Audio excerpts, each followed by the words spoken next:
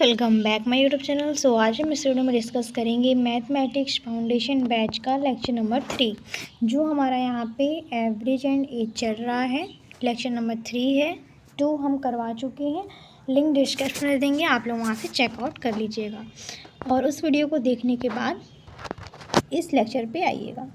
Okay, और I hope कि आप लोगों को ये मेरी सीरीज़ पसंद आ रही होगी।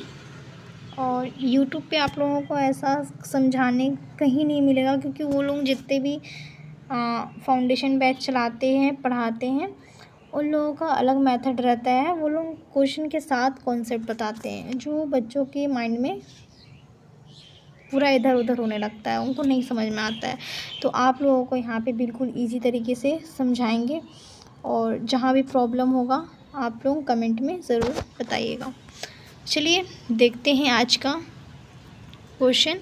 तो पहले आप लोगों को बता देती हूँ कि हमारा यहाँ पे चल रहा है एवरेज, रेशियो एंड प्रमोशन पढ़ा दिए हैं, प्रपोर्शन और अनुपात समानुपात हो गया आप लोगों का। औसत अभी चल रहा है, और जितना भी ये सिलेबस है हम पूरा आप लोगों को एक एक चीज़ बता चुके हैं कब कैसे करना है। ठीक, आप कोई भी एग्ज़ाम की तैयारी कर रहे हैं, अर्थमेटिक और एडवांस दोनों आता है, दोनों पूछता है। अगर पर्टिकुलर आप एक एग्ज़ाम की तैयारी कर रहे हैं तो हमें कमेंट में बताइए कि आप किस एग्ज़ाम की तैयारी कर रहे हो, उससे रिलेटेड हम क्वेश्चन भी कराएंगे।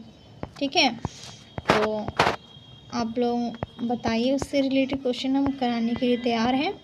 और एडवांस भी मैथ आप लोग यहाँ पे सिलेबस अपना देखकर अपने कॉपी में नोट डाउन कर लीजिए। और इसका PDF हम अपने टेलीग्राम चैनल पे दे चुके हैं, तो आप वहाँ पे जाके क्लास की टाइमिंग क्या है, कब होती है, वो सारा कुछ वहाँ बताया गया है। PDF आप डाउनलोड करके देख लीजिए। और रीजनिंग के A to Z कॉन्सेप्ट वाला जो है सिलेबस का पूरा दिया हुआ है, और मैथ का भी पूरा दिया हुआ है वहाँ पे। तो आप लोगों को ये पता है कि 3 डेज़ आप लोगों का मैथ चलता है और 3 डेज़ आप लोगों का रीजनिंग चलता है। ठीक, तो हम ये सारा कुछ बता चुके हैं, तो आप लोग चेकआउट कर लीजिएगा। एवरेज ऑन एज हमारा चल रहा है। इसका हम पहला वाला क्वेश्चन देखते हैं। फर्स्ट क्वेश्चन हमारे यहाँ पे पूछा गया है।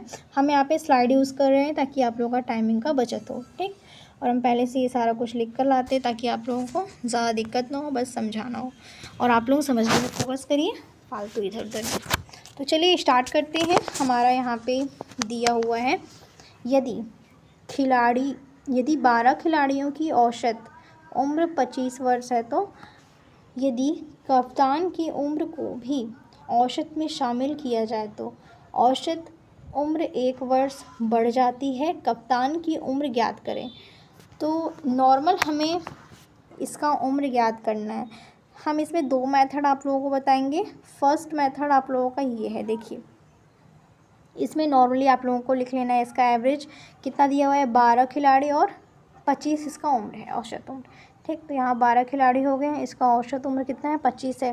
ठीक, एवरेज उसका 25 है। फिर उसके बाद क्या दिया हुआ है, कप्तान की उम्र का औसत शामिल किया जाए तो औसत 1 वर्ष बढ़ जाता है। तो मतलब ये 12 है तो ये 13 हो जाएगा। ठीक, फिर इसका एवरेज ये 25 है तो ये 26 हो जाएगा। ठीक, तो ये हमारा इतना हो गया।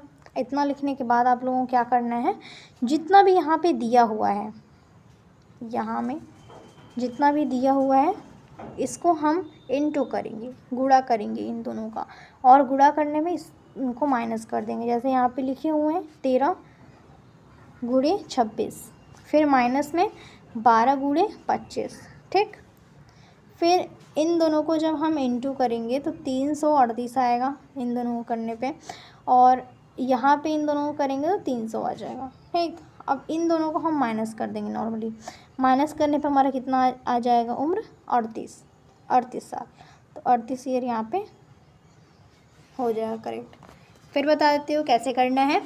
देखिए नॉर्मली आप लोगों को क्वेश्चन क्या पूछा हुआ है, यदि 12 खिलाड़ियों की औसत उम्र 25 वर्ष है।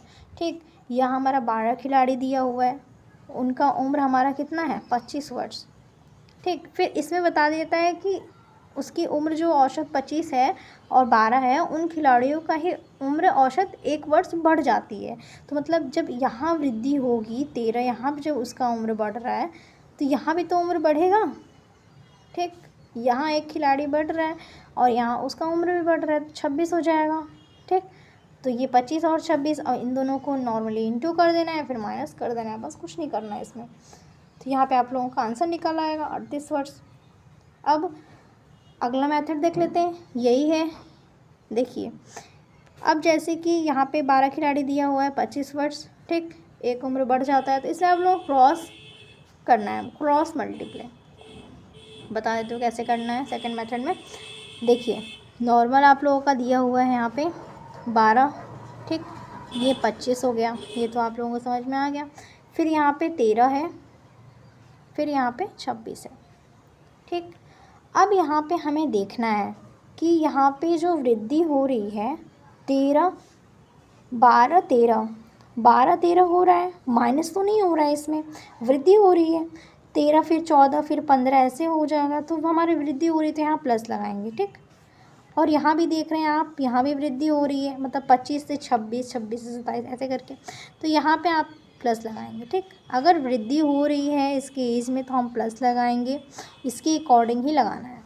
अब देखेंगे इसमें और इसमें कितना अंतर है, इसमें 12 और 13 में कितना अंतर है, 1 का, तो 1 यहाँ नॉर्मल लिख देंगे। 25 और 26 में कितना अंतर है, 1 का, तो 1 लिख देंगे। ठीक, उसके बाद हमें क्या करना है, ये जो 1 है ऊपर में 25 से गुणा करेंगे, फिर 13 है इसके जस्ट नीचे वाले इंटू से गुणा करेंगे। ठीक, जो हम यहाँ पे लिखे हुए हैं, जो यहाँ पे लिखे हुए हैं इससे 25 वाले से करना है, और जो नीचे वाला है इससे भी जो हमारा इंटू किए हैं उससे करना है। ठीक, समझ में आया?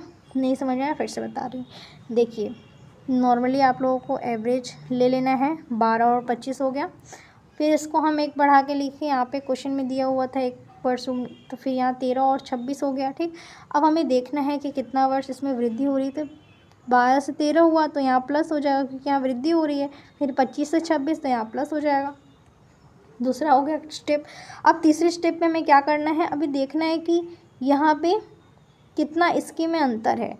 तो इसमें अगर एक अंतर है तो 1 लिखे हैं यहाँ पे, अगर 2 अंतर रहेगा, 3 अंतर, 4 5, तो यहाँ उतना ही लिखेंगे। ठीक, और यहाँ भी देखेंगे कितना अंतर हो रहा है, 1 का है तो हम यहाँ पे 1 लिखे हैं। ठीक, 4 5 होता तो 4 5 लिखते हैं। ठीक, ये हो गया। अब इसमें हम इंटू करेंगे, ये नीचे वाला जो हम लिखे हैं ये ऊपर में जाएगा, फिर ये वाला जो हमारा 13 है ये नीचे वाले में आएगा। नॉर्मली इंटू करना है।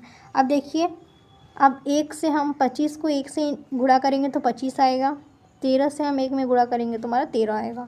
ठीक, अब यहाँ जो प्लस है ये बहुत मायने रखता है, यहाँ जो प्लस इसके अकॉर्डिंग लिए हैं। ठीक, ये भी इसके अकॉर्डिंग लिए हैं कि ये वृद्धि हो रहा है कि घट रहा है कि बढ़ रहा है, इसके अकॉर्डिंग हम प्लस माइनस लगाएंगे।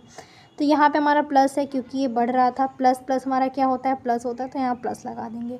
अब इन दोनों को हम प्लस करेंगे तो 38 ईयर आ जाएगा। ठीक, 38 साल। आप दोनों मेथड यूज़ कर सकते हैं, और हाँ, ज़रूरी नहीं है कि आप ऐसे ही इंटू करें।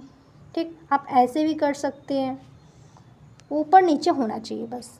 देखिए, इसमें आपको लोगों को बताया गया है, जैसे कि देख सकते हैं यहाँ पे, आप 12 को 1 में कर सकते हैं, 13 को 26 में, 1 को 26 में कर सकते हैं। ठीक, ऐसे भी कर सकते हैं, दोनों से आपका आंसर निकल के आ जाएगा। तो जो भी आप मेथड यूज़ करना चाहते हैं, 3 मेथड हम यहाँ बता दिए, से 2 सेम ही हैं और एक आप लोगों को बता दिए। तो ये आप लोग फॉलो करिए, इससे भी आप लोगों का क्वेश्चन अच्छे से बन जाएगा। अब आते हैं अगले क्वेश्चन की ओर। अगला क्वेश्चन हमारा क्या पूछ रहा है, सेम ऐसे ही अगला क्वेश्चन भी है, तो हम नॉर्मल इजी वाला मेथड्स यूज़ करेंगे। देखिए, 15 छात्रों की आयु 14 वर्ष है। ठीक, एक शिक्षक को शामिल कर लिया जाए तो पूरी कक्षा में औसत आयु 1 वर्ष बढ़ जाती है, तो शिक्षक की आयु ज्ञात कीजिए। तो नॉर्मल क्या करना है, 15 हो गया और 14 हो गया। ठीक, फिर अब क्या करना है, 15 14 हो गया, अब इसको बोल रहे हैं 1 साल बढ़ जाता है, 16 हो गए, 1 बढ़ गया, फिर ये जो 15 है यहाँ पे 14 यहाँ पे 15 हो जाएगा। ठीक, 15 साल ये हो गया। अब क्या करना है, नॉर्मली अब देख रहे हैं इसमें वृद्धि हो रहा है तो यहाँ प्लस लगाएंगे, यहाँ भी प्लस लगाएंगे। फिर इसमें देख रहे हैं कितना इसमें अंतर है, 1 का अंतर है, इसमें भी 1 का अंतर है, तो अब क्या करेंगे, ये 1 1 लिखने के बाद अब इसको क्रॉस मल्टीप्लाई कर देंगे। 1 का हम 14 में कर देंगे और 16 को हम 1 में कर देंगे, मतलब यहाँ पे 16 1 कम 16 ही होगा, 14 1 कम 14, ठीक।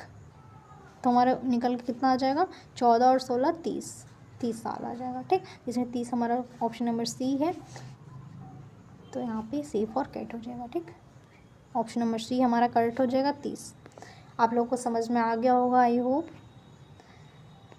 अब अगला क्वेश्चन देखते हैं। अगला क्वेश्चन हमारा ये बहुत ज़्यादा इम्पॉर्टेंट है, इसमें बेसिक चीज़ आप लोगों को ध्यान में रखना है।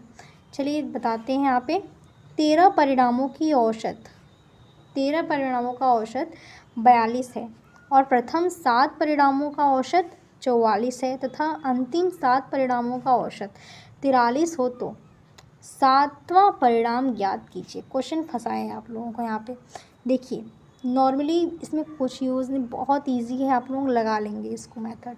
ठीक, पहला हमारा यहाँ पे ये लिखना ज़रूरी है, कैसे करना है। 13 परिणाम 42 दिया हुआ है, 13 एवरेज इसका 42 है। ठीक, ये हो गया हमारा। फिर 7 परिणामों का औसत 44 है, 7 परिणामों का औसत हमारा 44 दिया हुआ है। फिर 43 परिणामों का औसत हमारा 7वां है। ठीक, तो यहाँ पे हमारा 7वां एवरेज 43 है। ठीक, अब यहाँ पे हम ये चीज़ हो गया, यहीं पे ये चीज़ भी है, जिसको हम ये अंतिम और पहले लिख दिए। ठीक, 7 हो गया 44, अंतिम हमारा 43 औसत। यहाँ पे दिया हुआ है अंतिम 7 परिणामों का औसत, तो 7वां परिणाम ज्ञात करना है इसमें। अंतिम का 7 43 है। ठीक, 7वां परिणाम इसको ज्ञात करना है। 7वां परिणाम ज्ञात करने के लिए हम क्या करेंगे, यहाँ पे नॉर्मली 7 लिखेंगे। ठीक, 7 जो निकालना रहेगा उसको हम उसका परिणाम लिखेंगे। फिर उसके बाद क्या करना है, इन सभी को हम प्लस इंटू कर देंगे। ठीक, यहाँ पे हमारा क्या है, 7 है गुणा में 44, इसको कर लेंगे। फिर 7 में 43, इसको प्लस यहाँ पे लगाएंगे, भूलिएगा नहीं। अब यहाँ माइनस लगाएंगे। माइनस क्यों, क्योंकि ये ओवरलैपिंग का यहाँ पे सवाल है। आप लोगों को ये बताते हैं आगे कैसे ये ओवरलैप हो रहा है। तो यहाँ पे आप लोग देखेंगे कि अगर आप लोग इसको प्लस कर रहे हैं, ठीक, अगर ये आप लोगों का प्लस होने के बाद इस संख्या से ज़्यादा आ रहा है तो हमारे ये ओवरलैप हो रहा है। मतलब 7 प्लस किए, ठीक, पहली और अंतिम संख्या को प्लस करने पे हमारा ये 14 आ रहा है। ठीक, और ये 13 है, तो ये इससे ज़्यादा है, तो यहाँ पे क्या हो रहा है, ओवरलैप हो रहा है। जहाँ ओवरलैप होगा वहाँ पे माइनस लगाएंगे। ठीक, तो अब यहाँ पे हमारा माइनस लग गया, 13 गुणे 42 हो गया। अब यहाँ पे नॉर्मली 44, 7 को इंटू करेंगे तो 308 आएगा, 43 और 7 को इंटू करेंगे तो 301 आएगा। फिर माइनस में फिर इन दोनों को इंटू करेंगे 13 और 42 को, तो 546 आएगा। तो ये सब सारा कुछ करने के बाद यहाँ पे आंसर 63 निकल के आ जाएगा। तो ऑप्शन नंबर बी हमारा यहाँ पे करेक्ट हो जाएगा। ठीक, कुछ नहीं करना है इसमें। आइए एक बार बता देते हैं कि ओवरलैप वाला आप लोगों को कैसे करना है सॉल्व। ये भी बहुत इजी है, आप लोग दूसरा मेथड यूज़ कर सकते हैं इसमें। मिसिंग और ओवरलैप इसमें 2 होते हैं। ठीक, ओवरलैपिंग वाला जो है ज्यों का त्यों रहेगा, ये भी ज्यों का त्यों ही रहेगा। मतलब प्लस हो रहा है तो प्लस ही लगाएंगे, माइनस हो रहा है तो माइनस ही करेंगे, जैसे उसका वो दिया रहेगा। अब यहाँ पे देख सकते हैं आप, यहाँ पे इतना तो आप लोग लिख लेंगे। ठीक, अब यहाँ पे ये कहाँ से आ गया ये चीज़, तो इसको बता रहे हैं। देखिए, ये वाला मेथड आप यूज़ करेंगे तो बहुत जल्दी आप लोगों का लग जाएगा। ये बहुत इजी मेथड है और बहुत जल्दी सॉल्व करने वाला मेथड है। तो देखिए, हमें नॉर्मली कौन सा पार्ट निकालना है, 7वां परिणाम ज्ञात करना है। ठीक, 7वां परिणाम ज्ञात करने के लिए यहाँ पे नॉर्मली 7 लिखेंगे। ठीक, जो परिणाम ज्ञात करना है। फिर यहाँ पे क्या करना है, यहाँ पे देखिए आप लोगों का पहले देख लेना है कि वो ओवरलैप हो रहा है, क्या हो रहा है। तो यहाँ पे हम 7 या 7 प्लस है 14 आ जाएगा, तो यहाँ पे ओवरलैपिंग हो रहा है। ठीक, अब क्या करेंगे, 44 है 43 है। अब इन दोनों को हम देखेंगे कि इसमें कितना अंतर है। 42 और 44 में 2 का अंतर है, तो यहाँ 2 लिखेंगे। ठीक, फिर अब हमें किससे निकालना है, तो यहाँ 7 है, तो गुणे में हम 7 लगा देंगे। ठीक, बराबर में इसको 14 हो जाएगा, 7 दूनी 14, ये हो जाएगा। फिर अब हम इसको देखेंगे कितना इसमें अंतर है, 44 और ये 43 है। ठीक, 44 और 43 एक का अंतर है। फिर गुणे में यहाँ पे 7, ठीक, 7 यहाँ पे कर देंगे, हमारा क्या हो जाएगा, 7 एकम 7, ये हो गया। अब यहाँ पे जो ऊपर में दिया हुआ है 42, अब इसको हम हमारा क्या क्या आएगा 42 प्लस 14 प्लस 7। अब इन सभी को हम प्लस करेंगे तो 63 आ जाएगा। तो हमारा करेक्ट आंसर निकल के यहाँ पे 63 आ जाएगा।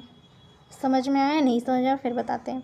देखिए यहाँ पे कुछ नहीं करना है। नॉर्मली आप लोगों को 13 42 एवरेज दिया हुआ है, 13 से औसत ये 7, फिर 7 से पहला परिणाम दिया हुआ है 44 तक, फिर 44 से फिर अंतिम परिणाम आप लोगों का 7 से 43 दिया हुआ है, 7 से 43 हो गया अंतिम। ठीक, फिर अब इसमें हम देखेंगे कितना इसमें अंतर है।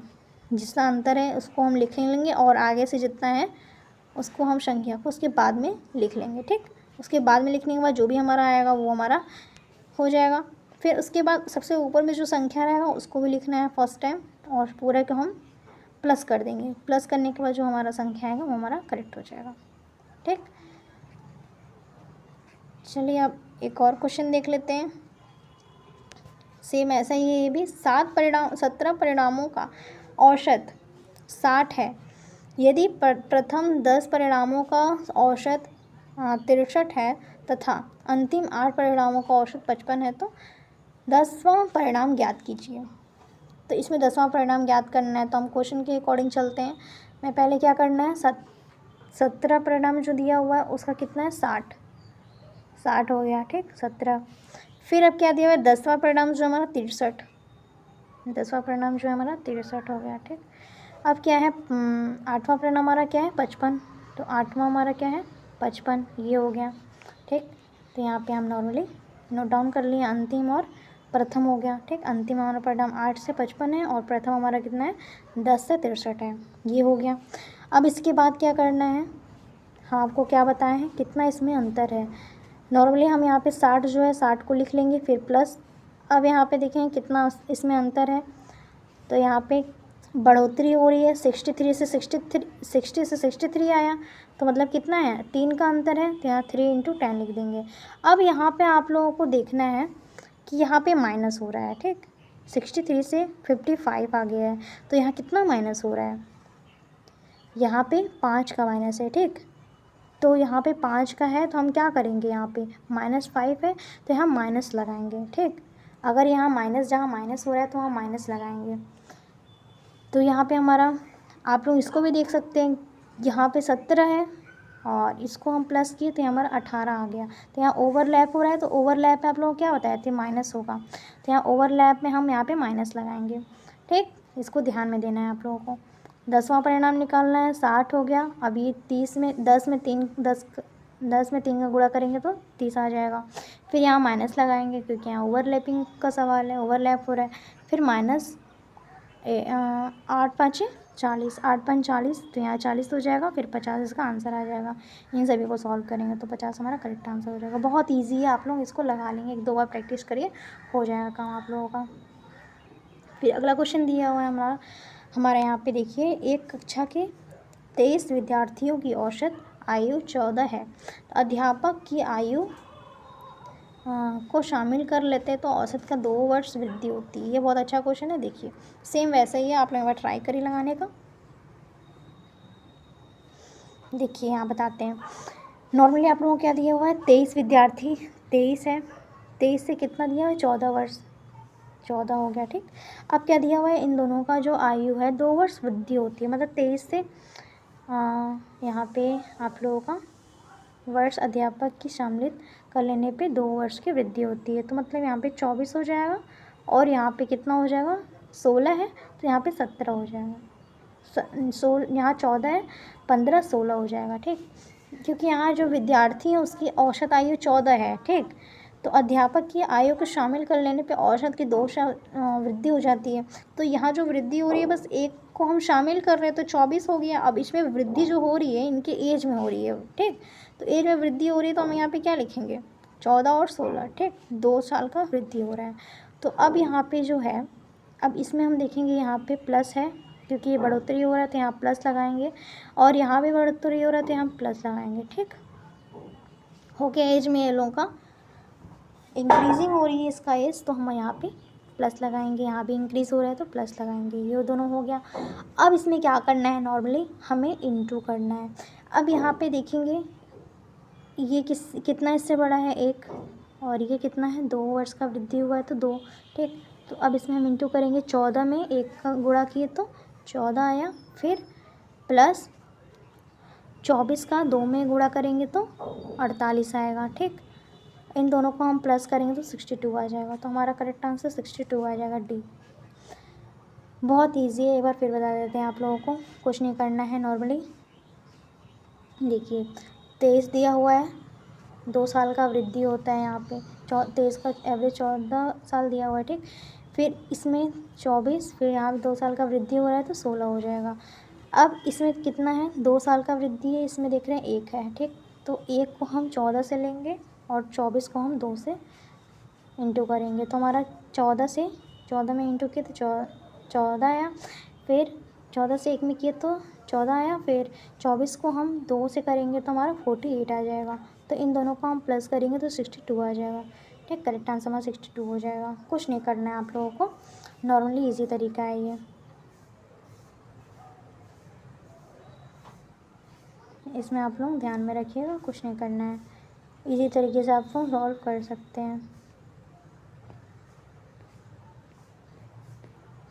अब अगला क्वेश्चन देखते हैं। अगला क्वेश्चन भी आप लोगों का इजी है,